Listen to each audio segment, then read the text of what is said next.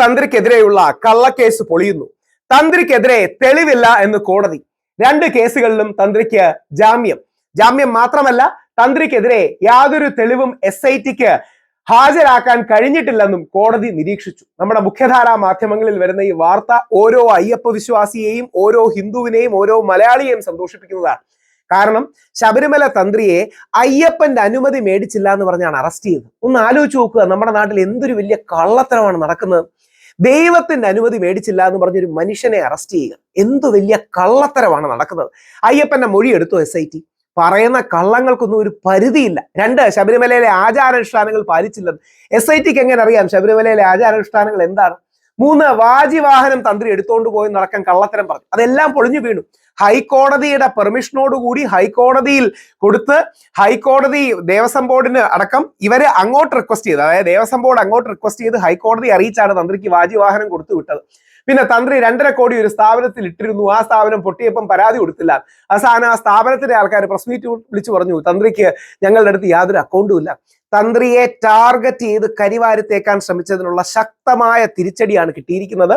SITയുടെയും പിണറായി വിജയൻ ഗവൺമെന്റിന്റെയും വൻ പരാജയമാണ്. യഥാർത്ഥത്തിൽ തന്ത്രിയെ കുടുക്കാൻ വേണ്ടി കളിച്ച കളികള് തിരിച്ചടി കിട്ടി എന്നുള്ളത് വളരെ ആശ്വാസകരമാണ്. നമുക്ക് ആ വാർത്ത ഒന്ന് കേൾക്കാം. തന്ത്രിക്ക് 90 ദിവസം പോലും കിടക്കേണ്ടി വന്നില്ല എന്നുള്ളത് SIT ഉയർത്തിയ വാദങ്ങൾ, കോടതി ഉൾപ്പെടെയുള്ള വാദങ്ങൾക്കുള്ള തിരിച്ചടിയാണ്. ഇതിന്റെ ഒരു കിങ്പിനായി തന്ത്രിയെ കണ്ടിരുന്നു SIT. പ്രത്യേകിച്ചും അനുജ്ഞ കൊടുത്തതാണ് ഈ പോറ്റിക്ക് ശബരിമല ഇത്രയേറെ സൂര്യവിഹാരം നടത്താനുള്ള ഏറ്റവും പ്രധാനപ്പെട്ട കാരണമായി SIT കണ്ടെത്തിയിരുന്നു.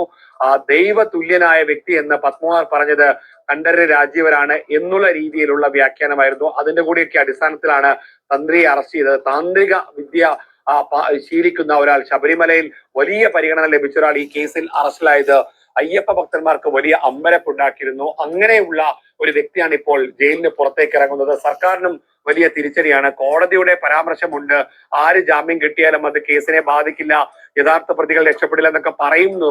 അതൊക്കെ സാങ്കേതികമാണെങ്കിലും 1 by 1 ആയി വമ്പൻ പ്രതികൾ പുറത്തേക്ക് വരികയാണ്. കുറ്റപത്രമാകട്ടെ എപ്പോൾ സമർപ്പിക്കുമെന്ന കാര്യത്തിൽ ഇപ്പോഴും SIT ഒരു വ്യക്തതയും പറയുന്നില്ല. അതുകൊണ്ട് ശബരിമല എന്നുള്ള സ്വർണ്ണം എവിടെ പോയിന്ന് പോലും SITക്ക് ഇതുവരെ കണ്ടുപിടിക്കാൻ കഴിഞ്ഞില്ല. അതായത് ദ്വാരപാലക ശില്പങ്ങളിൽ നിന്നും കട്ടിളപ്പാളികളിൽ നിന്നും എടുത്ത സ്വർണ്ണം എവിടെ എന്ന ചോദ്യം പോലും ഇല്ല. ഇത് പല ഉന്നതർക്ക് നേരെ വരുമ്പോൾ അവരിൽ നിന്ന് ശ്രദ്ധ തിരിക്കാനായി പാവപ്പെട്ട തന്ത്രിയെ കുടുക്കിയതാണ് എന്നുള്ളതാണ് വസ്തുത. എന്തായാലും വലിയ വിജയമാണ്. ശബരിമല തന്ത്രിയുടെ മാത്രമല്ല, നമ്മുടെ ചരിത്രത്തിൽ കിട്ടുന്ന വലിയൊരു വിജയമാണ് അയ്യപ്പ വിശ്വാസികൾക്ക്. കള്ളത്തരം നിങ്ങൾ ആലോചിച്ച് നോക്കുക. അയ്യപ്പന്റെ അനുമതി മേടിച്ചില്ല എന്ന് പറഞ്ഞ് ഒരാളെ അറസ്റ്റ് ചെയ്യുകയാണ്. ഇന്ത്യയുടെ നീതിന്യായ ചരിത്രത്തിൽ അങ്ങനെ കേട്ടിട്ടുണ്ടോ? ദൈവത്തിന്റെ അനുമതി മേടിച്ചില്ല എന്ന് പറഞ്ഞ് ഒരു മനുഷ്യനെ അറസ്റ്റ് ചെയ്യുകയാണ്. SITയുടെ കള്ളത്തരങ്ങളും നാടകങ്ങളും പൊളിഞ്ഞു വീഴുകയാണ്. ഇതെല്ലാം ഫൈനൽ ട്രയലിൽ ഹൈക്കോടതിയുടെ വിധിയിൽ റിഫ്ലക്റ്റഡ് ആകും എന്നാണ് നമ്മൾ വിശ്വാസികൾ വിശ്വസിക്കുന്നത്. ഈ കള്ളത്തരത്തിന് കാലവും മറ്റും തിരിച്ചടി നൽകും. ശബരിമല യുവതികളെ രാത്രിയുടെ ഇരുട്ടിന്റെ മറവിൽ കയറ്റിയതിന് പിന്നീട് വീടാന്തരം കയറി ക്ഷമ പറഞ്ഞതുപോലെ ശബരിമല തന്ത്രിയെ കള്ളക്കേസിൽ കുടുക്കിയതിനും CPMനും പിണറായി ഗവൺമെന്റിനും നാളെ മാപ്പ് പറയേണ്ടി വരും. ഞങ്ങളടക്കമുള്ള വിശ്വാസികൾ താഴ്മയായി അഭ്യർത്ഥിച്ചിട്ടും ഞങ്ങളുടെ സ്വരം കേൾക്കാതെ ശബരിമല യുവതി പ്രവേശത്തിന് ശ്രമിച്ചത് തെറ്റാന്ന് ഇന്ന് തിരിച്ചറിയുന്നുണ്ടല്ലോ. ഇതേപോലൊരു തിരിച്ചറിവ് നാളെ ഉണ്ടാകും. ആ നാളുകളിലെ തിരിച്ചടി നമുക്ക് കാണാം. ശബരിമല യുവതി പ്രവേശനത്തിൽ നിങ്ങൾ തോറ്റ കാര്യം ഓർത്തിരുന്നാൽ മതി, ഞങ്ങളടക്കമുള്ള വിശ്വാസികൾ ജയിച്ച കാര്യം ഓർത്താൽ മതി. എന്തായാലും ഇത് വലിയൊരു വിജയമാണ്.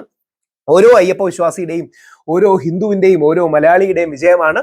SITയുടെ നാടകങ്ങൾ പൊളിയുന്നു, അല്ലെങ്കിൽ SIT പറഞ്ഞ കള്ളത്തരങ്ങൾ പൊളിയുന്നു എന്നുള്ളതിന്റെ വ്യക്തമായ സൂചനയാണ്. എന്തായാലും സത്യം ജയിച്ചതിന് സന്തോഷമുണ്ട്. വളരെ പ്രാർത്ഥനകൾ.